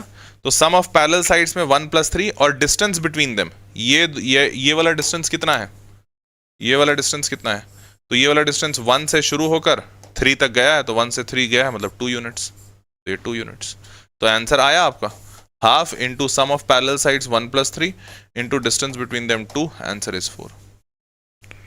आसान था, लेकिन ये आसान तब था जब ये इतने ऐसा दिखना शुरू हुआ। इसके पहले बच्चा ये देखकर तो जरूर डर जाता, तुम तो पक्के से डर जाते कि पता नहीं ये बनेगा कैसे। लेकिन हाँ, अगर थोड़ा धैर्य दिखाओगे कि नहीं इतना भी कठिन नहीं है, मॉडुलस का ग्राफ हमें आता है, हमें पता है ये कहाँ कहाँ टूटेगा, 1 और 2 पे नेचर चेंज करेगा अपना, क्योंकि मॉड हमेशा 0 जहां पर होता है वहां पे नेचर चेंज करता है। तो हमने 3 हिस्से तोड़ दिए, 3 हिस्से तोड़ दिए, 3 ग्राफ बना, और वो तीनों ग्राफ को हमने प्लॉट कर लिया, फिर तो बहुत ही आसान था। समझ पाए क्या, बोलो हाँ या ना। Super easy as like to boards, बहुत अच्छी बात है। चलो यहां तक समझ गए, आगे बढ़ते हैं, आगे बढ़ते हैं। चलिए जी, अगर सबको समझ में आया तो ये रहा अब अगला सवाल जेईई मेंस 2023 का। क्या है सवाल, कहता है let Q be the maximum integral value of P in 0 से 10। पी का मैक्सिमम इंटीग्रल वैल्यू 0 से 10 में जो होगा वही वैल्यू क्यू का होगा, ठीक है। For which the roots of the equation x² - px + 5/4p, नहीं ये गलत लिखा हुआ है, 5/4p नहीं है, ये ऐसा है, ये ऐसा है, ये लिखा हुआ है x² - px + 5/4 टाइम्स p, ये गलत, ये ऐसे लिखना था, इनको बाय मिस्टेक छोड़ दिया इन्होंने। तो 5p/4 = 0 are rational then the area of the region. क्या बोला, ध्यान से सुनो। पहला तो लाइन बोला कि Q तो मैक्सिमम वैल्यू होगा P का, चलो ठीक है। दूसरा बोला for which the roots of the equation, इस इक्वेशन के रूट्स रैशनल होने चाहिए। क्या होने चाहिए, रूट्स रैशनल होने चाहिए। तो रूट्स हम निकालते कैसे हैं, हम रूट्स निकालते हैं x = -b ± √d / 2a। अब देखो अगर a और b रैशनल है तो सिर्फ d जो है वही रैशनल हो सकता है, क्योंकि अगर d आ गया 3 तो √3 इरैशनल रूट्स हो जाएंगे। पर अगर d4 आता है तो √4 2 आएगा जो कि रैशनल रूट्स देगा। मतलब आपको यह ध्यान देना है कि अगर हमको रूट्स को रैशनल रखना है तो जो d है आपका वो एक परफेक्ट स्क्वायर होना चाहिए, यही ना। तो d क्या होता है भाई, d होता है b² - 4ac, और b² - 4ac इस इक्वेशन से लिखकर देखो तो जरा। तो पहले इस इक्वेशन को ठीक करते हैं, ये हो जाएगा 4x² - 4px प्लस का 5p बराबर का 0, क्योंकि नीचे जो 4 आएगा वो उधर एलसीएम में गया। तो अब यहां से अगर मैं सॉल्व करूं, b² मतलब -4p का होल स्क्वायर -4, a के जगह पे 4 और c के जगह पे 5p, ठीक है। तो b² - 4ac। अब यहां से देखो ये 4² और यहां से भी 4² कॉमन आ गया, और यहां से एक p, यहां से एक p, ये भी कॉमन आ गया, बचा क्या, यहां पे बचेगा p और यहां पे बचेगा 5। अब देखो ये जो आया है वैल्यू, ये कब कब परफेक्ट स्क्वायर रहेगा, तो देखो 4² तो परफेक्ट ही है, वो तो परफेक्ट स्क्वायर है। अब और कहां कहां आएगा, तो आपके पास जो p की वैल्यू है इंटीजर में वो 0 से लेकर 10 के बीच में, तो अगर 0 डालोगे तब तो बिल्कुल ही परफेक्ट स्क्वायर होगा। तो हमें लेकिन क्या चाहिए, मैक्सिमम चाहिए। तो मैं ऐसा करता हूं, पीछे से चेक करना शुरू करता हूं, 10 से 10 डालूंगा, 10 × 10 - 5, 5 और 10 50, क्या 50 एक परफेक्ट स्क्वायर है, नहीं है। फिर 10 से छोटा 9 डालते हैं, 9, 9 × 9 - 5, 9 - 5 4, तो 9 × 4 36, क्या 36 परफेक्ट स्क्वायर है, हाँ है। तो इसका मतलब मेरे को तुरंत वैल्यू मिल गई, क्या कि भैया p की वैल्यू जरूर 9 होनी चाहिए, बिकॉज 9 के लिए हमको रैशनल रूट्स मिल रहे हैं। समझ पाए क्या, 9 के लिए रैशनल रूट्स। और हमें बोला था q होगा maximum integral value of p, मतलब p का जो मैक्सिमम इंटीग्रल वैल्यू 9 आया है यही वैल्यू है q का, तो q भी हो गया हमारा 9। तो हमने p और q 9 खोज लिया। अब हमें सवाल यहां तक तो खिला रहा था हमको, क्वाड्रेटिक। अब सवाल आया, मेन सवाल है then the area of the region x, y such that 0 से लेकर y x - q का होल स्क्वायर 0 से लेकर q के बीच में। तो अब बताइए area y is less than equal to x - q का होल स्क्वायर, मतलब y is less than equal to x - 9 का होल स्क्वायर, इसका एरिया बताइए। और ग्रेटर देन 0 लिखा है, इसका मतलब y पॉजिटिव में होना चाहिए। और x का लिमिट भी डाला है, x का लिमिट क्या डाला है कि भैया 9 से छोटा और 0 से बड़ा। मतलब x भी 0 से बड़ा, y भी 0 से बड़ा, मतलब फर्स्ट क्वाड्रेंट बोल रहा है, और x 0 से 9 के बीच में एरिया पूछ रहा है। तो अब आप क्या इसका ग्राफ बना सकते हैं, y equals to x minus 9 का होल स्क्वायर? मेरे को लगता है शायद बना सकते हैं आप लोग, क्योंकि आपको y equals to x square तो आता ही है। y equals to x square याद करो, ऐसा ग्राफ होता है ये वाला, और x माइनस 9 है तो ये 9 यूनिट आगे खसक जाएगा, है ना। तो मैं अगले पेज पे इसका ग्राफ बना रहा हूं, देखो इसका ग्राफ बनेगा ऐसा, ये मान लेते हैं 9 है, 9,0, तो ये ग्राफ 9 यूनिट आगे खसक गया। ये है आपका y equals to x minus 9 का होल स्क्वायर, ठीक है। और आपको कहां से कहां बोला है, आपको बोला है इसमें कि भैया 0 से लेकर 9 के बीच में एरिया बताइए, 0 से लेकर 9, मतलब आपसे ये वाला एरिया पूछा है। तो आप इसके लिए किसको इंटीग्रेट करेंगे, तो आप बड़ा सिंपल है, एरिया के लिए आप लिखेंगे इंटीग्रेशन 0 से लेकर 9, क्योंकि x 0 से 9 है, और x के फॉर्मेट में इंटीग्रेट कर दीजिए, तो x माइनस 9 का होल स्क्वायर कर दीजिए सीधा dx। ये एक्स स्क्वायर के फॉर्मेट में इंटीग्रेट हो जाएगा, ये सिंपल आ जाएगा, x माइनस 9 का होल क्यूब डिवाइडेड बाई 3 बस, और लिमिट 0 से 3, 0 से 9, 0 से 9 ही है ना, हाँ 0 से 9। एक मिनट, मैंने कुछ गलत तो नहीं किया? नहीं गलत नहीं किया। ये मॉड में, एक मिनट, x माइनस 9 का whole square whole cube by 3, 9 डालेंगे तो 0 और 0 डालेंगे तो हाँ पॉजिटिव आ जाएगा, बिल्कुल सही है। समझ पाए क्या? सबको समझ में आया वैल्यू कैसे निकलेगा? तो hence we have got this answer 243, 0 से 9 x माइनस 9 का होल स्क्वायर, x माइनस 9 का होल क्यूब बाई 3, 0 से 9, बल्ले बल्ले। क्या मेरी बात सबको समझ में आई? बोलो हाँ या ना। क्या मेरी बात सबको समझ में आई? तो देखो देखने में कठिन लग रहा था पर ये आसान था। कठिनाई बस इतनी थी कि इसने स्टार्टिंग में जो वैल्यूज दिए थे ये पूरा कंफ्यूज करने वाले वैल्यूज थे, ऐसे वैल्यूज थे कि भाई बच्चा सोच ही नहीं पाए। पर अगर आसानी, मतलब थोड़ा शांत रहकर सोचोगे कि क्या बोल रहा है और क्या वो चीजें आपको आती हैं, तो आपको महसूस होगा कि आपको 90% चीजें आती हैं। बस आपको पैनिक नहीं करना है, आपको शांत रहकर सोचना है। क्या बोला था? बोला था कि रूट्स इस इक्वेशन के रैशनल होने चाहिए। रैशनल कब हो सकता है? जब आपका डी जो है रूट अंडर डी, यही तो होता है इरैशनल बनाने वाला, मतलब डी को परफेक्ट स्क्वायर होना पड़ेगा। परफेक्ट स्क्वायर होने के लिए मैंने डी निकाला। परफेक्ट स्क्वायर कब कब हो सकता है? तो बोला है कि भैया इंटीग्रल वैल्यू रखना है पी का, तो 0 से 10 के बीच में इंटीग्रल वैल्यूज होते ही कितने? 10 11 वैल्यूज चेक करने, और मैक्सिमम पूछा है, पीछे से चेक करना शुरू करो। 10 के बाद 9 पे मिल गया, जैसे ही 9 पे मिला मतलब समझ में आ गया कि p की वैल्यू 9, वही q की मैक्सिमम वैल्यू ऑफ p है, तो q भी 9 हो गया। 9 हो गया, वैल्यू पुट करो, चुट से आ गया आंसर। क्लियर है? सारे समझ गए? बोलो हाँ या ना। मोहित जी हम समझ गए, सबसे पहले आपने बोला था, बिल्कुल समझ गए भाई। हम समझ गए कि मोहित हमारे क्लास का सबसे तेज बच्चा है। सारे लोग एक बार बोलो मोहित भैया की जय। देखो मोहित, हम तुम्हारे लिए जयकारा लगवा दे रहे हैं। तुम ये महसूस कर लो कि तुम सबसे तेज बच्चे हो। वैसे इस बात को महसूस करके ये जरूर सोचना कि फायदा है या नुकसान। अगर आत्मचिंतन और मंथन करोगे तो महसूस होगा कि इस बात को जिस दिन तुमने महसूस कर लिया उस दिन से तुम्हारा पतन निश्चित है। क्योंकि आप ये महसूस ना करें तो ज्यादा बेहतर है आपके लिए कि आप बहुत तेज हैं। ठीक है, चलिए आगे बढ़ते हैं। Let's move on. अगला सवाल, the area enclosed by the curves y equals to sin x plus cos x and y equals to mod of cos x minus sin x and the line 0 x equals to 0 से लेके π/2। ठीक है, चलिए ध्यान से देखिए। अब देखो एरिया इनक्लोज हमसे पूछा है, sin x plus cos x का ग्राफ कैसा होगा ये हमसे पूछा है। हाँ, अब sin x plus cos x का ग्राफ हमें नहीं आता है, लेकिन यहां बनाने की आवश्यकता नहीं है। अब लेकिन ये बनाने की आवश्यकता नहीं है और मैं आंसर सीधा निकाल दूंगा तो तुमको समझ नहीं आएगा, तुमको लगेगा नहीं सर मजा नहीं आया। तो मैं कर क्या रहा हूं, मैं तुमको इसका ग्राफ बना के दिखा रहा हूं, और बनाने के दिखाने के बाद फिर तुमको ये महसूस करवाऊंगा कि भाई इसमें ग्राफ की आवश्यकता नहीं थी। ठीक है, तो पहले ग्राफ दिखा देता हूं, तो ध्यान से देखो। y equals to sine x plus cos x, तुम में से कितनों को याद है? याद करो, कई साल पहले तुमने एक फॉर्मूला पढ़ा होगा कि इसमें ना √2 से मल्टीप्लाई और √2 से डिवाइड कर देते हैं, और √2 से मल्टीप्लाई और √2 से डिवाइड करेंगे तो ये 1/√2 है, या साइन एक्स है, तो साइन एक्स कॉस π/4 लिख लेंगे इसको, और प्लस यहां कॉस एक्स है और 1/√2 को साइन π/4 लिख लेंगे, और इसकी वजह से ये sign A cos B plus cos A sine B बन जाएगा, और ये हो जाएगा साइन एक्स प्लस π/4। कितनों को याद है?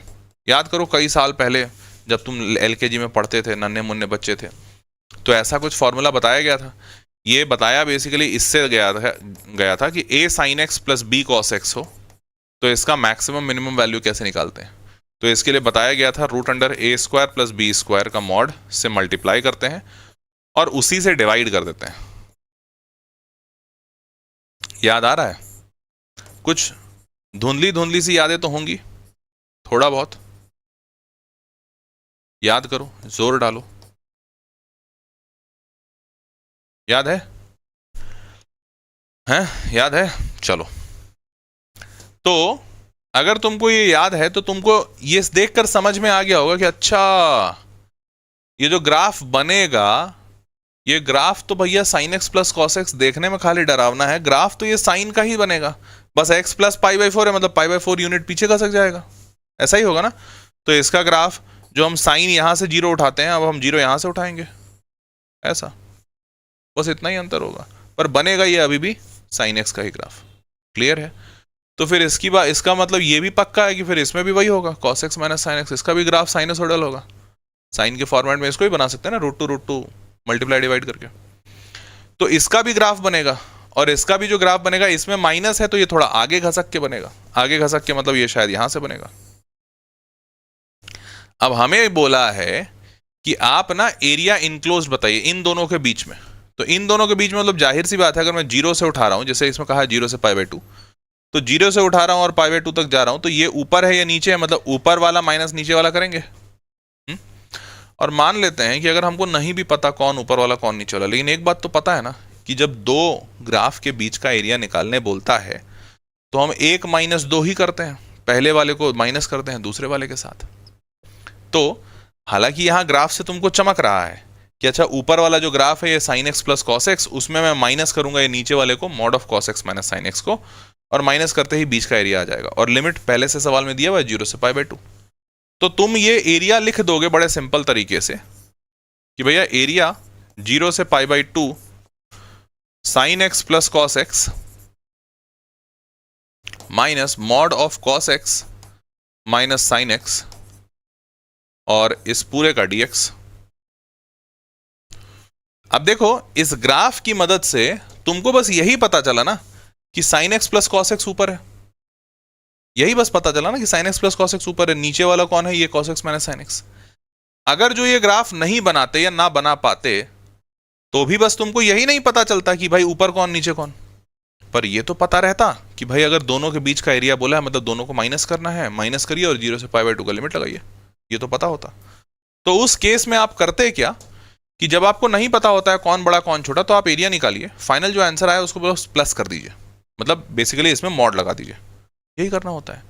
तो यही काम हम यहां पे भी करेंगे और इसीलिए मैंने आपको ग्राफ बना के दिखाया, परंतु इस सवाल में ग्राफ की आवश्यकता नहीं है, ये आपको अभी महसूस हुआ होगा जब मैंने ग्राफ से बना के दिखा दिया। क्लियर? अब देखो अब करना क्या है, देखो ये तो भैया ऑलवेज पॉजिटिव है कि क्योंकि 0 से पाई बाई 2 में साइन भी पॉजिटिव होता है, कॉस भी पॉजिटिव। पर ध्यान से देखो यहां पर एक पॉजिटिव, कब पॉजिटिव होगा कब नेगेटिव ये देखना पड़ेगा। कैसे? याद करो अभी पीछे जो ग्राफ बनाया था उसमें मैंने बताया था 0 से पाई बाई 4 में कॉस बड़ा होता है और साइन छोटा होता है, याद है? क्योंकि 0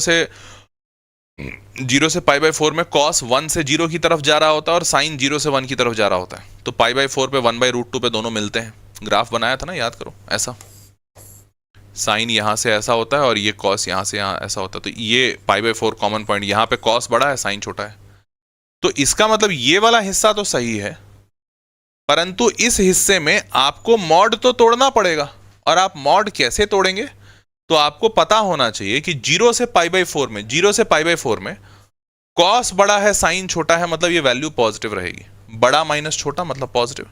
तो आप जब मॉड तोड़ेंगे तो आपको माइनस नहीं प्रोवाइड करना है, इसको एज इट इज तोड़िए, मतलब आप लिख सकते हैं इसको sign x plus cos x, ये वाला, और ये माइनस, और इसके मॉड को बस सिंपल आप हटा दीजिए और लिख दीजिए cos x minus sine x. ये आप कहां के लिए कर सकते हैं? ये आप कर सकते हैं 0 से पाई बाई 4 में। परंतु अब जैसे ही आप पाई बाई 4 से पाई बाई 2 में जाएंगे, पहला वाला तो नहीं बदलेगा आपके लिए, sine x plus cos x ही रहेगा, लेकिन दूसरा वाला जो है ये cos x minus sine x जो है, ये अब कॉस छोटा हो गया। पाई बाई 4 से आगे में कॉस छोटा होता है, साइन नेगेटिव, मतलब साइन बड़ा होता है, तो छोटा माइनस बड़ा नेगेटिव हो जाएगा। तो नेगेटिव क्वांटिटी को मॉड हमेशा एक माइनस सप्लाई करता है, तो जैसे ही माइनस सप्लाई करेगा ये माइनस माइनस मिलके प्लस हो जाएगा और ये plus of cos x minus sine x हो जाएगा और ये dx। समझ पाए मेरी बात? तो बस ये चीज आपको समझनी थी, ये आपने जैसे ही समझा, इसके आगे का सोल्यूशन बहुत ही सिंपल है, क्योंकि अब आप देख पा रहे होंगे कि cos x निपट गया तो यहाँ पे 2 sin x, और यहाँ पे sin x निपट गया तो यहाँ पे 2 cos x। तो इंटीग्रेशन बड़ा ही सिंपल आ गया कि ये इंटीग्रेशन हो गया 0 से π/4, कौन सा 2 sin x dx, और प्लस π/4 से π/2 के बीच में, π/4 से π/2 के बीच में 2 cos x। क्या ये बात क्लियर है? क्या ये बात क्लियर है? जरा जल्दी बताओ, सबको क्लियर है? चलिए, अगर सबको क्लियर है तो बल्ले बल्ले है, और क्या चाहिए आपको? और कुछ नहीं। अब इसके आगे इंटीग्रेट आप कर लीजिएगा। कर लेंगे क्या? जरा जल्दी बताइए, हाँ या ना? हाँ, 4 - 2√2 अमीश त्रिपाठी बता रहा है। अमीश हो सकता है, मेरे को आंसर याद नहीं है, बट ये सॉल्व करना है। 4 - 2√2 बिल्कुल सही है अमीश। ऑप्शन हालांकि इस फॉर्मेट में दिया था, बट लिख लेना वैसा। बट ये समझ में तो आ गया होगा ना। 2 sin x 2 cos x, 0 से π/2, π/4 से π/2, बिल्कुल सही। क्लियर है? जिस प्रकार आपने सब टॉपिक का वीडियो लाया है, उसी प्रकार एनसीईआरटी हाइलाइट्स पीडीएफ भी प्रोवाइड कर दीजिए चैप्टर वाइज। OCICPC है। OCICPC ये क्या होता है? ये नहीं समझा। बाकी तो समझ में आया मौर्य साहब, OCICPC नहीं समझ में आया। चलिए आगे बढ़ते हैं। 11वां सवाल है, देखिए क्या कहता है, 2021 का है। सवाल कहता है कि A1 be the area of the region bounded by the curves y equals to sin x, y equals to cos x and y axis in the first quadrant. Also, let A2 be the area of the region bounded by the curve y equals to sin x, y equals to cos x and x axis and x equals to π/2. ठीक है? In the first quadrant, then तो फिर A1 और A2 में हमको area निकाल के relation बताना है। तो चलिए, हमको एरिया तो निकालना ही पड़ेगा। तो एरिया निकालने के लिए मैं थोड़ा पहले ग्राफ बना लेता हूं। तो हमें y equals to sine x बोला गया, पहला हिस्सा ऐसा बनेगा। y equals to cos x बोला गया, पहला हिस्सा ऐसा बनेगा। और सब जगह बात सिर्फ π/2 तक की हो रही है, तो ठीक है, बढ़िया, यहीं तक बनाते हैं। अब ये पहले बार में क्या बोला, A1 जो हिस्सा होगा, A1 be the area of bounded by the curve y equals to sine x, cos x and y axis. Sine x, cos x और y एक्सिस के साथ जो है एरिया जो बनेगा, वो अगर मैं गलत नहीं हूं तो ये बनेगा। ये है हमारा A1, ठीक है। और जो हमारा दूसरा बोला गया है कि sign x, cos x, x axis और एक्स π/2, तो एक्स π/2 तो यहां है, साइन एक्स, कॉस एक्स मतलब ये हिस्सा, तो ये है A2। तो हमें A1 और A2 निकालना है और फिर उसके रिलेशंस बताने हैं। तो चलिए सबसे पहले A1 निकालते हैं। तो अगर मैं यहां से लिखूं A1, तो देखो A1 में समझ पा रहे हो कि पहला तो इसका कॉमन इंटरसेक्शन पॉइंट तो दिख रहा होगा सबको, कौन सा, π/4। तो x π/4 डालेंगे तो y 1/√2 आएगा, ठीक है। अब ध्यान से देखो A1 निकालने का तरीका क्या होगा। तो तुम समझ पा रहे हो क्या, A1 निकालने का जो तरीका है वो इंटीग्रेशन 0 से π/4 पे ही लेना बुद्धिमानी है, क्योंकि x को ही हम इंटीग्रेट करेंगे। अगर y को इंटीग्रेट करना पड़ा तो कॉस इनवर्स, साइन इनवर्स आएगा, वो मुश्किल होगा। तो A1 अगर मेरे को चाहिए ब्लू वाला हिस्सा, तो मैं ऊपर कॉस है, कॉस माइनस साइन, मतलब ये पूरा एरिया ले लूं x के अलोंग और उसमें से साइन का एरिया हिस्सा माइनस कर दूं तो काम बन जाएगा। तो मैं इस ब्लू वाले शेडेड पोर्शन का एरिया निकालने के लिए मैं कर रहा हूं cos x minus sine x, cos x minus sine x 0 से π/4 में। ये हमको ये वाला हिस्सा देगा ब्लू, क्योंकि देखो भले तुमने x के अलोंग इंटीग्रेट किया है, पर x के अलोंग 0 से π/4 इंटीग्रेट किया cos को, और उसमें माइनस कर दिया साइन 0 से π/4, तो इतना हिस्सा लाल वाला हिस्सा निकल गया, तो ब्लू वाला हिस्सा बचेगा। क्लियर? तो अब आप इसको सॉल्व करेंगे तो ये cos का इंटीग्रेशन साइन होता है, एक्सक्यूज मी माता, हाँ कहाँ थे, साइन एक्स का इंटीग्रेशन क्या होता है, माइनस कॉस, तो माइनस माइनस प्लस कॉस हो गया,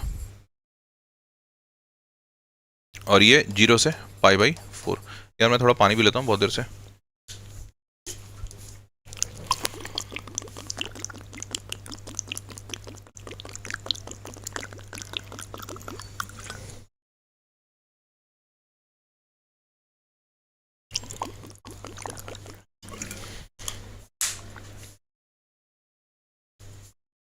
अच्छा, OCICPC, फिजिकल, ऑर्गेनिक और इनऑर्गेनिक, वाह वाह वाह वाह, मौर्य साहब मजा आ गया आपके शॉर्ट फॉर्म्स एब्रिविएशंस को सुन के।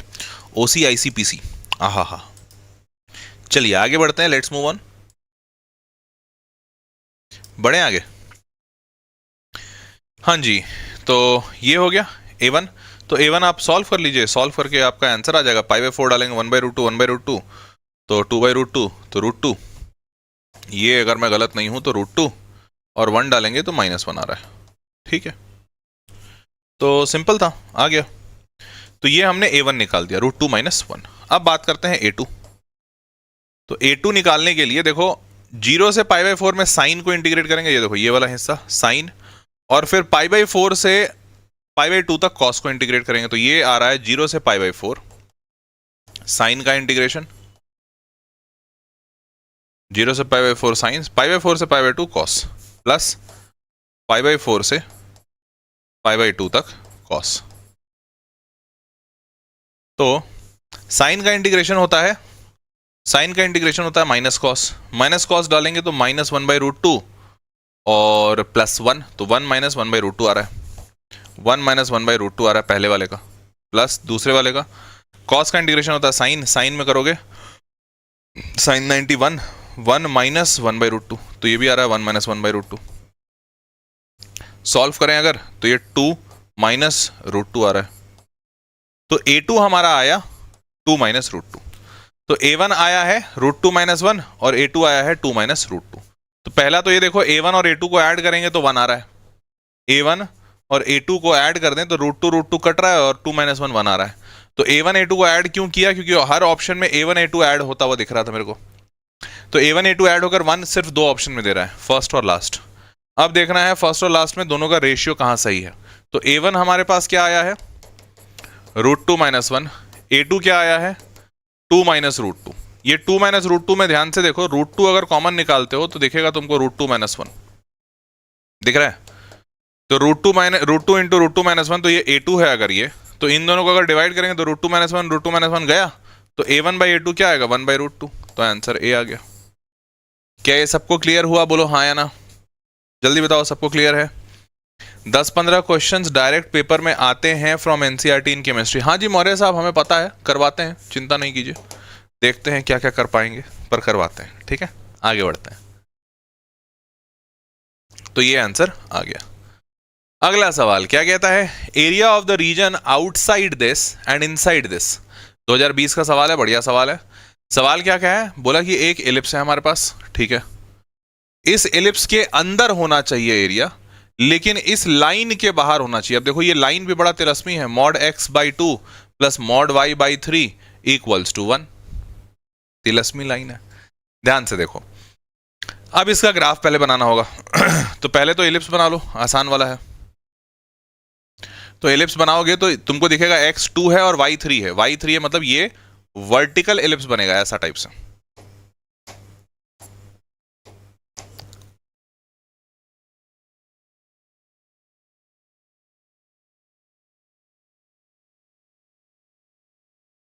ये ऐसा एलिप्स बना, ठीक है, बढ़िया। इसमें जो x पे कटेगा ये होगा 2,0 और जो y पे कट होगा वो होगा 0,3, ऊपर 0,-3 और ये -2,0। अब ये तो हमने एलिप्स बना दिया। अब बात है कि इसका ग्राफ कैसा बनेगा, क्योंकि ये तो मॉड है। तो ध्यान से देखिएगा, इसको समझने की कोशिश कीजिएगा। पहला तो आप बिना मॉड के बस लिखो इसको x/2 प्लस y/3 बराबर 1।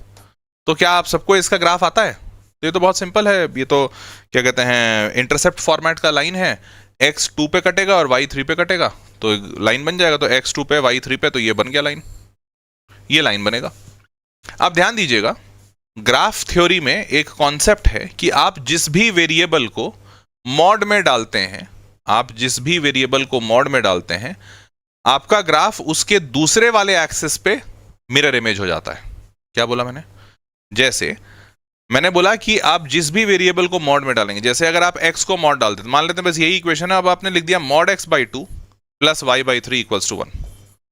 तो इसमें क्या किया आपने, x को मॉड में डाला तो x का विपरीत y एक्सिस के अबाउट ये ग्राफ आपका मिरर इमेज हो जाएगा। मतलब अगर ये ऐसा बना है तो ये ऐसा बन जाएगा, ठीक है। अब अगर बचा हुआ y जो है आपने इसको भी मॉड में डाल दिया, तो y अगर आपने मॉड में डाला है तो जो आपका ग्राफ है, जो भी पहले ग्राफ था ये वाला, ये x एक्सिस के अबाउट मिरर इमेज हो जाएगा। तो आप जैसे ही ये मॉड x/2 है, अब आप जैसे ही y को मॉड में डालेंगे तो आपका ये जो पूरा ग्राफ है ये नीचे आ जाएगा और ये मिरर इमेज ऐसा हो जाएगा। समझ पाए क्या? तो आपका रियलिटी में ये बनेगा इक्वेशन, ये बनेगा ग्राफ, सॉरी। समझ पाए? अब हमें क्या बोला है कि area of the region outside this, इसके बाहर होना चाहिए। तो ये अंदर में अपने आप में एक रोम्बस टाइप का बना, इसके बाहर का और एलिप्स के अंदर का। मतलब आपसे जो एरिया मांगा है वो समझ तो गए ही होगे कि क्या मांग रहा है, वो ये वाला एरिया मांग रहा है, ऐसा एरिया इंटू 4, क्योंकि चारों साइड में ऐसे एरिया होंगे, तो ऐसा एरिया इंटू 4 आपको देना है। तो अब ऐसा एरिया इंटू 4 कैसे देंगे? तो यहां पर आप इंटीग्रेशन कर सकते हैं, लेकिन इंटीग्रेशन से ज्यादा आसान बताता हूं। ज्यादा आसान ये, कोनिक सेक्शन में एक कॉन्सेप्ट है, शायद आप भूल गए होंगे, पर कोनिक सेक्शन में एक कॉन्सेप्ट होता है area of ellipse. Area of ellipse, और ये एरिया ऑफ एलिप्स जो होता है ना, उसका डायरेक्ट फॉर्मूला आता है पाई ए बी। आपको शायद याद ना हो, बट मैं याद करा दे रहा हूं, पाई ए बी। ए और बी क्या होता है? तो अगर एलिप्स आपका x square by a square plus y square by b square है, तो इस एलिप्स के लिए फॉर्मूला बना है। क्लियर? तो आपका ए और बी क्लियर है आपको? ये 2 स्क्वायर है, ये 3 स्क्वायर है, तो उसके हिसाब से आप लिखेंगे पाई 2 इंटू 3, आंसर इज 6 पाई। तो ये जो टोटल 6 पाई आपका एलिप्स का एरिया है। अब आपको जो फाइनल एरिया चाहिए वो आप देखिए, एरिया ये आपका 6 पाई एलिप्स का एरिया है, माइनस आपको 4 टाइम्स 4 ट्रायंगल माइनस करने हैं। कौन से 4 ट्रायंगल? तो ये एक ट्रायंगल है, ये इसका जो एरिया आएगा वही इसका होगा, वही इसका होगा, वही इसका होगा, सबका सेम है। तो इसका एक का एरिया लीजिए, half into base into height कर दीजिए। तो बेस क्या है 2, हाइट क्या है 3, तो half into base into height, तो 4, और यहां पर हाफ इंटू बेस क्या है 2 और हाइट क्या है 3। ये 4 ऐसे ऐसे ट्रायंगल माइनस कर दीजिए, तो ये बन गया आपका 6 पाई माइनस, यहां से 2 से 2 कटा, 4 तिया 12, 6 पाई माइनस 12, आंसर आ गया। क्या मेरी बात सबको समझ में आई? बोलो हाँ या ना। 6 pi minus 12, 6 times pi minus 2। Clear है भाई? बोलो हाँ या ना। तो देखो ये सवाल देखने में कठिन था काफी, बट कठिनाई इसमें सिर्फ एक ही जगह थी, ग्राफ की। अगर आपको ग्राफ समझ में आ गया, चट्ट से आंसर बनेगा। क्लियर? सर आपके पास कोई स्टूडेंट या एग्जाम्पल है जिसने 1.5 महीने में या 1 महीने में बच्चा 95 या 96 परसेंटाइल लाया हो? अल्फा अचीवर है, लेकिन 95 to 96 परसेंटाइल वो बच्चा लाया जो ऑलरेडी 1-1.5 महीने के पहले मॉक टेस्ट में करीबन 150 नंबर ला रहा था। तो ऐसा एग्जाम्पल मेरे पास नहीं है कि पहले मॉक टेस्ट में 50 नंबर आ रहे थे और 1 महीने में उसने कुछ तो ऐसा किया जिसकी वजह से उसके 180 आने लगे। ऐसे एग्जाम्पल मेरे पास तो नहीं है, शायद होंगे, दुनिया में तो होंगे ही, बिल्कुल होंगे, मेरे पास नहीं है। चलिए यहां तक समझ गए, बढ़े आगे। तो hence we have understood this. तो ladies and gentleman, that was all for this session. उम्मीद करता हूं कि आपको सेशन में मजा आया होगा और अब ये चैप्टर आपका पूरा कंप्लीट हो गया। एरिया अंडर द कर्व में आप अगर पिछले 5 साल के सवाल लगाएंगे 2020 से लेकर 24 तक, तो पिछले 5 साल के सवाल में आपको 90 to 95% सवाल आपके बन रहे होंगे। मतलब 90% तो मैं कह सकता हूं कि हाँ बन जाएंगे। तो आप सवाल लगा के देखिएगा। प्रीवियस ईयर क्वेश्चन की अगर कोई किताब है तो उससे लगाइए। ध्यान रखिएगा ज़्यादा पीछे मत जाइएगा, 2020 से, इनफैक्ट 2021 से पीछे जाने की कोई आवश्यकता नहीं है। और सबसे ज़्यादा बेस्ट तो ये होगा कि 2023 और 24 का पूरा सवाल लगा लीजिए। इसके लिए जो वेदांतु की किताब है ये भी मंगा सकते हैं अगर आपको लगे तो, अन्यथा आप खुद से प्रैक्टिस कर लें जैसा आपको सही लगे। ठीक है, चैप्टर में अब आपका कॉन्फिडेंस काफ़ी अच्छा होगा। सवाल लगा के देखिएगा, खुद महसूस हो जाएगा। ठीक है, मुलाकात करते हैं अगले सेशन में अगले चैप्टर के साथ। तब तक के लिए मज़े से पढ़ाई लिखाई कीजिए और bye bye, take care, good night.